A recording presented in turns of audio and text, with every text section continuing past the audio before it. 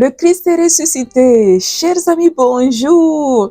Quelle joie de vous retrouver de nouveau ce jeudi pour ensemble prier avec la parole de Dieu. Et j'espère que tu as ta Bible déjà prête et ainsi, ensemble, nous allons proclamer la parole au milieu de cette belle nature. Comme toujours, vous le savez, j'aime bien la nature, la beauté de la création parce que c'est vraiment le signe de l'amour de Dieu pour nous, de sa présence qui est avec nous, aussi qui s'exprime à travers la beauté de sa création. Et toi, tu es une des merveilles de sa création. Donc, je suis en Suisse, au milieu des montagnes suisses. C'est les Alpes. Donc, dans la joie, nous pouvons prier ensemble. Aujourd'hui, nous sommes à Matthieu 12. Matthieu 12, psaume 12. Donc, tu peux prendre ta Bible et préparer le verset. Et déjà, comme toujours, placé sur le chapitre suivant, Matthieu 13, pour la semaine prochaine. Alors, lisons ensemble Matthieu 12. En ce temps-là, Jésus vint à passer un jour de sabbat à travers les moissons. Ses disciples eurent faim et se mirent à arracher des épis et à les manger. Ce que voyant les pharisiens lui dirent, « Voilà tes disciples qui font ce qu'il n'est pas permis de faire pendant le sabbat. » Mais il leur dit, « N'avez-vous pas lu ce que fit David lorsqu'il eut faim, lui et ses compagnons, comment ils entrèrent dans la demeure de Dieu et comment ils mangèrent les pains d'oblation qu'il ne lui était pas permis de manger ni à ses compagnons, mais aux prêtres seuls. Ou n'avez-vous pas lu dans la loi que le jour du sabbat, les prêtres dans le temple violent le sabbat sans être en faute? Or, je vous le dis, il y a ici plus grand que le temple. Et si vous aviez compris que ce que signifie, c'est la miséricorde que je veux, et non le sacrifice, vous n'auriez pas condamné des gens qui sont sans faute. Car le Fils de l'homme est maître du sabbat. Partis de là, ils vinrent dans leur synagogue, et voici un homme qui avait un main sèche, et ils lui posèrent cette question. Est-il permis de guérir le jour du sabbat afin de l'accuser? Mais il leur dit, quel sera d'entre vous l'homme qui aura une seule brebis, et si elle tombe dans un trou le jour du sabbat, n'ira la prendre et la relever? Or, combien un homme vaut plus qu'une brebis? Par conséquent, il est permis de faire une bonne action le jour du sabbat. Alors il dit à l'homme, étends ta main. Il étendit et elle fut remise en état saine comme l'autre. Étant sortis, les pharisiens tinrent conseil contre lui en vue de le perdre. L'ayant su, Jésus se retira de là. Beaucoup le suivirent et il les guérit tous. Et il leur enjoignit de ne pas le faire connaître pour que s'accomplisse l'oracle d'Israël, le prophète. Voici mon serviteur que j'ai choisi, mon bien-aimé qui a toute ma faveur. Je placerai sur lui mon esprit et il annoncera le droit aux nations.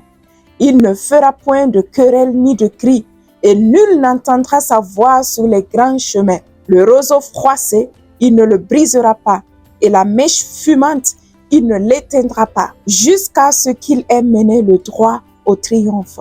En son nom, les nations mettront leur espérance. Alors on lui présenta un démoniaque aveugle et muet.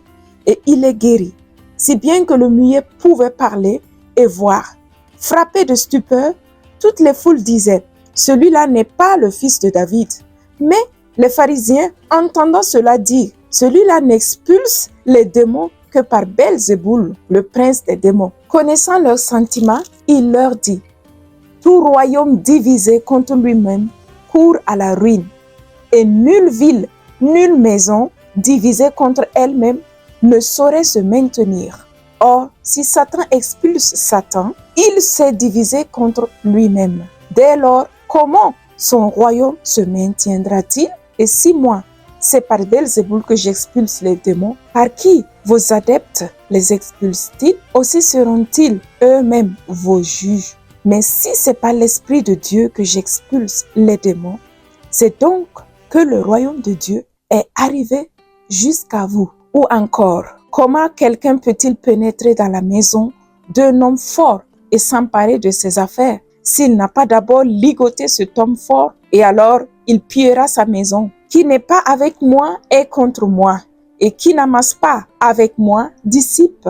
Aussi je vous le dis, tout péché et blasphème sera remis aux hommes, mais le blasphème contre l'Esprit ne sera pas remis.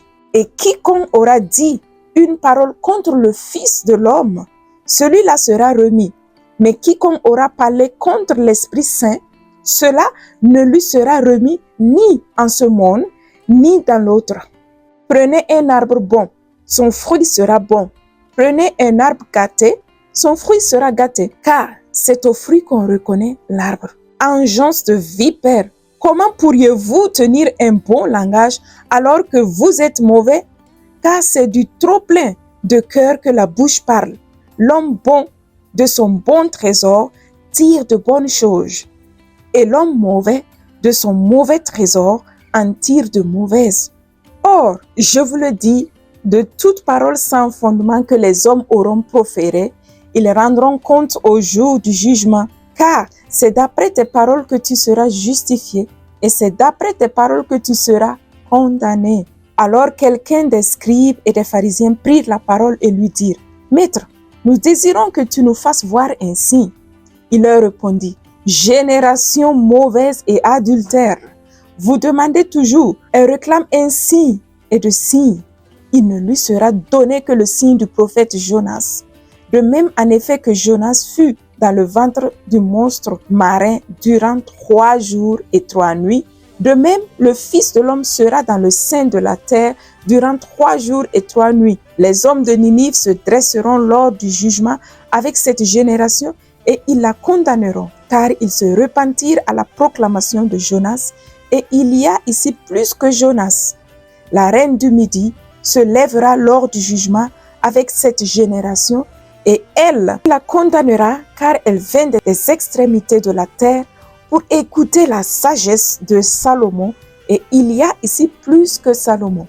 Lorsque l'esprit impur est sorti de l'homme, il erre par des lieux arides en quête de repos et il n'en trouve pas. Alors il dit, je vais retourner dans ma demeure d'où je suis sorti. Étant venu, il la trouve libre, balayée, bien en ordre. Alors il s'en va prendre avec lui 7 autres esprits plus mauvais que lui. Ils reviennent et y habitent. Et l'état final de cet homme devient pire que la première. Ainsi en sera-t-il également de cette génération mauvaise. Comme il parlait encore aux foules, les voici que sa mère et ses frères se tenaient dehors, cherchant à lui parler à celui qui l'a informé. Jésus répondit, « Qui est ma mère et qui sont mes frères ?» Et tendant sa main vers ses disciples, il dit, « Voici ma mère, voici mes frères, car quiconque fait la volonté de mon Père qui est aux cieux, celui-là m'est un frère et une sœur et une mère. » Amen. Merci pour cette merveilleuse, très belle parole éducative. Cette parole qui me donne un style de vie, comment me comporter. Et maintenant, nous pouvons prier avec la parole qui nous a touchés. À moi, la parole qui m'a touchée, c'est là où Jésus a dit à l'homme malade d'étendre sa main.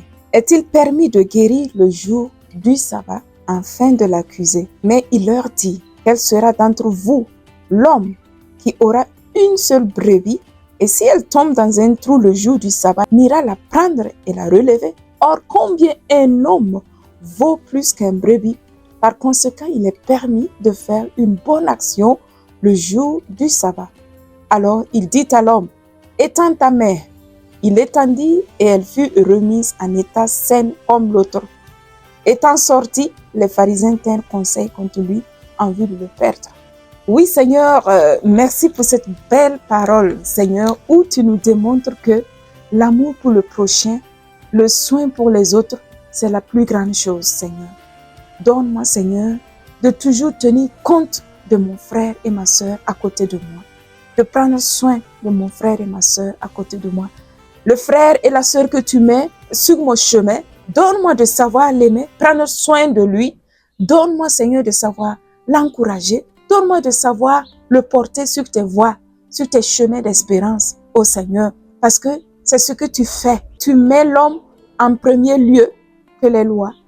L'homme est primordial. L'être humain créé à ton image est primordial. Seigneur, donne-moi de trouver toujours du temps pour m'arrêter pour mon frère et ma sœur. Trouver toujours la manière juste pour faire sentir à mon frère et ma sœur qu'il est bien aimé, qu'il est une créature merveilleuse, Seigneur. Jésus, merci parce qu'aujourd'hui, comme tu as dit à cet homme, étends ta main et tu lui as guéri. Aujourd'hui, tu viens me guérir de toute maladie qui me bloque, qui m'empêche, Seigneur, d'étendre ma main, qui m'empêche, Seigneur, d'ouvrir mon cœur, qui m'empêche de jouir, toute maladie qui me ralentit, qui m'empêche, au Seigneur Jésus, de vivre libre. Seigneur, viens, j'accueille cette parole, j'accueille cette guérison. Seigneur, là où se trouve la maladie, là où se trouve cette maladie que mon frère et ma sœur puissent vivre, Seigneur, aujourd'hui, nous accueillons cette parole, Seigneur. Tu es celui qui a guéri il y a 2000 ans. Tu es le même aujourd'hui qui agit dans nos vies. Guéris nos maladies, guéris nos infirmités, Seigneur. Guéris nos faiblesses, guéris nos blessures intérieures. Guéris, Seigneur, nos pensées, Seigneur. Guéris nos blessures intérieures. Guéris-nous, Seigneur. Guéris-moi. J'ai besoin de toi, Seigneur. Merci, Seigneur Jésus, parce que tu veux venir guérir ma manière de penser, ma manière de parler, ma manière de sentir aussi. Comme tu as dit, qui blasphème contre l'esprit, il ne lui sera pas remis. Viens prendre soin de mes paroles, viens prendre soin de mes pensées, cœur, mes sentiments, afin que je puisse vraiment collaborer pour que ton règne vienne sur cette terre, Seigneur. Car tu es le vrai chemin, la vérité et la vie. Amen. Maintenant, mon frère et ma sœur, tu peux prier aussi. Et le verset qui t'a touché, ce chapitre est vraiment bien riche. Prie avec le verset qui t'a touché. Et ensuite, nous allons continuer avec le psaume 12. Jusqu'à quand, Seigneur, m'oublieras-tu? Jusqu'à la fin? Jusqu'à quand vas-tu cacher ta face? Jusqu'à quand mettrai-je en mon âme la révolte, en mon cœur le chagrin, de jour et de nuit? Jusqu'à quand mon adversaire aura-t-il le dessus? Regarde, réponds-moi, Seigneur mon Dieu, illumine mes yeux, que dans la mort je ne m'endorme, que l'adversaire ne dise je l'emporte sur lui, que mes oppresseurs n'exultent à me voir chanceler. Pour moi, en ton amour, je me confie, que mon cœur exulte, admis en ton salut, que je chante au Seigneur pour le bien qu'il m'a fait, que je joue pour le nom du Seigneur, le Très-Haut. Oui Seigneur, merci pour cette parole. Pour moi, en ton amour, je me confie. Que mon cœur exulte, admis en ton salut. Oui Seigneur, merci parce que vraiment, ton amour Seigneur est grand et je veux me confier en ton amour. Je sais que tu m'aimes, que tu es mon papa du ciel qui m'a créé à ton image. Merci pour le don de la vie Seigneur. Merci pour le don de ton amour immense, grand, que tu me donnes toute cette merveille pour que je puisse être heureuse, contente. Merci Seigneur parce que tu m'as donné des yeux pour voir, Seigneur, tes merveilles. Merci parce que tu m'as donné une bouche pour proclamer ta parole, oh Seigneur. Merci que je puisse bouger. Tu m'as donné 2 pieds solides. Et merci Seigneur Jésus pour mes mains, que je puisse tenir ta parole, l'approcher à mes yeux et pouvoir la lire. Merci que je puisse utiliser mes mains, Seigneur, pour louer ton nom, pour servir mes frères et sœurs, pour venir au secours de ceux qui sont dans le besoin. Merci Seigneur Jésus parce que tu m'aimes Seigneur et tu me donnes la vie et la vie en abondance. Merci au Père de nous avoir donné ton Fils Jésus, notre Seigneur, notre Dieu, notre Sauveur. Merci parce que en toi Seigneur, nous avons la vie et la vie en abondance. Je m'aggrappe à toi, ô Seigneur. Je m'aggrappe à toi qui est Père, qui est Fils, qui est Saint-Esprit, qui enveloppe ma vie, qui encercle ma vie de ta présence merveilleuse. Et je suis remplie de joie, je suis remplie de vie, je suis remplie de victoire, Seigneur, en ton nom. Merci pour le don de ton amour. En cet amour, je me confie et je veux me confier pour toujours. Je vais exulter, je veux que mon cœur exulte de joie pour ce grand don merveilleux de ton amour. Merci parce que tu ne m'aimes pas parce que je suis brave, tu m'aimes simplement parce que je suis ta créature bien-aimée. Tu m'aimes ainsi comme je suis, c'est un cadeau merveilleux. Merci que tu m'aimes ainsi. Même si quelqu'un pourrait dire il ne m'aime pas, Seigneur, je sais que ton amour est le plus grand et je me réjouis, je vais exulter de joie pour ce grand amour que tu as pour moi. Et donne-moi aussi d'apprendre à savoir aimer les autres, ainsi comme ils sont. Les accueillir ainsi, les aimer comme toi tu les aimes. Amen. Merci Seigneur pour ta parole aujourd'hui. Merci mon frère et ma sœur de m'avoir suivi aujourd'hui, d'avoir prié ensemble avec moi, avec la parole, la merveilleuse parole de Dieu. Merci pour ta fidélité de chaque semaine. Je vous remercie pour vos commentaires aussi. Ensemble, nous marchons dans le chemin pour la vie éternelle. Amen. Proclamant la parole de Dieu et en vivant cette parole dans notre vie. C'est l'unique voie et chemin de salut. Merci mon frère et ma sœur, porte-toi bien et sois béni là où tu es. Reçois la bénédiction du Seigneur depuis le lieu où tu es. Amen. Au revoir et à la prochaine.